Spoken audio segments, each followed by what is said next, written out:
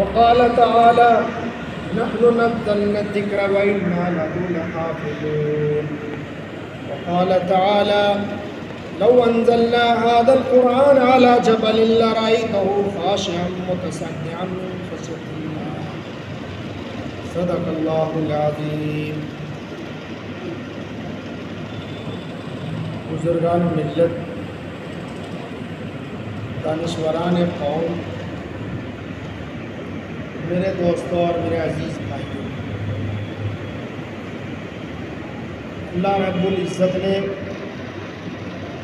اس آخری امت کو دو اہم چیزوں سے نوازا. ایک اہم چیز جو اللہ کی کتاب قرآن ہے، اور دوسری چیز جو صاحب کتاب ہے.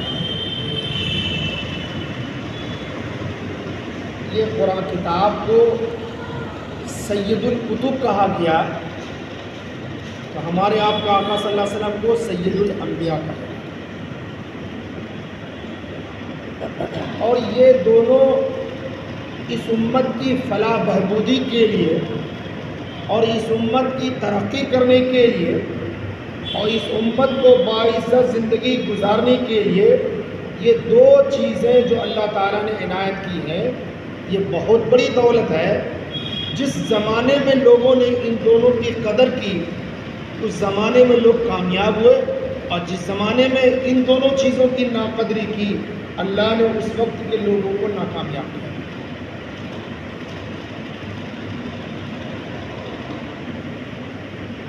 یہ قرآن یہ کیا چیز ہے؟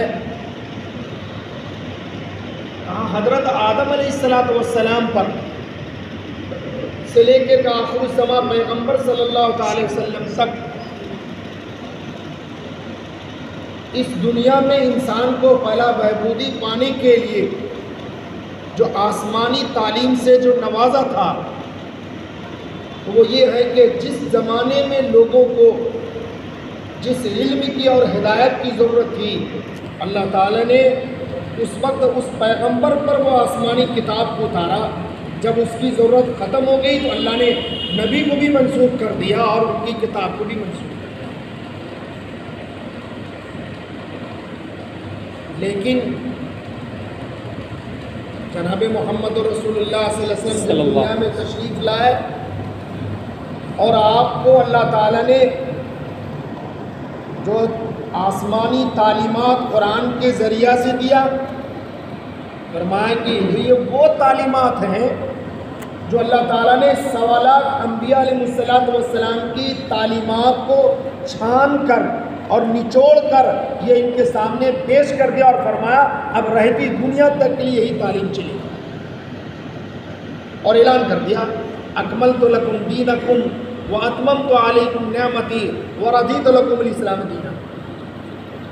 میں نے دین مکمل کر دیا، میں نے اپنی نعمت نبوت پوری کر دی، اب اس کے بعد کوئی نبی نہیں آئے گا. حضور نے اعلان کر لا نبی بعدی، میرے بعد کوئی نبی انا خاتم النبیین لا نبی بعدی، میں سلسلے نبی نبوت کے نبی کا آخری نبی ہوں، میرے بعد کوئی نبی نہیں آئے گا. یہ قرآن جو ہمیں آپ کو جو ملا ہے، فرماتے ہیں کہ تمام انبیاء علیہ السلام کا ایک نچوڑ اور خلاصے کے طور پر اللہ تعالیٰ نے دیا. ابھی میں نے جو قرآن پاک کی جو شروع آیت جو تلاوت کی ہے اس میں اللہ تعالیٰ نے ہدایت کے راز اور کامیابی کے راز کو بتایا. اور کیا؟ الف لام میم. اللہ نے پہلے وہ آیت پیش کی ہے کہ حضرات مفسرین جو جمہور ہیں اس کا یہی کہنا ہے کہ اس کا علم صرف اللہ کو ہے اور اس کے علاوہ اللہ نے کسی کو علم نہیں دیا. اس لیے حضرات مفسرین میں تفسیر جلالین ہے، کہتے ہیں اللہ عالم بمرادی. فرمایا کہ ذالک الکتاب، یہ کتاب قرآن ایسا ہے جو اللہ کی طرف سے ہونے میں ذرہ برابر کوئی شک نہیں. اس لیے کہ شروع میں لوگوں نے قرآن کا انکار کیا تھا، اساطیر الاولین کہا گیا، پچھلے لوگوں کے گڑھی ہوئی باتیں۔ کسی نے کہا شاعرانہ کلام ہے، کسی نے کہا یہ جادو کے کلمات ہیں، لیکن سب کی تردید کرتے ہوئے فرمایا کہ لا ریب فیہ، یہ اللہ کی طرف سے ہونے میں کوئی شک نہیں ہے، اور یہ تو اللہ سے تعلق رکھنے والے اور اللہ پر ایمان رکھنے والوں کے لیے کتاب قرآن ہدایت کے سامان ہے، یہ ہدایت کی چیز ہے۔ فرمایا کہ جب یہ ہدایت کی چیز ہے تو ہدایت یافتہ کے لیے، ہدایت پانے والوں کے لیے ان کے کیا کیا اوصاف ہیں، کیا کیا ان کے علامات ہیں، اللہ تعالیٰ نے چند علامات بتائے۔ اس لیے حضرات مفسرین نے لکھا ہے کہ ھدی للمتقین کے بعد جو آیتیں آ رہی ہیں یہ متقین کے اوصاف بتائے جا رہے ہیں۔ اللہ کے ماننے والے اور اللہ سے تعلق رکھنے والے اور اللہ سے محبت رکھنے والے کے اوصاف کیا ہیں؟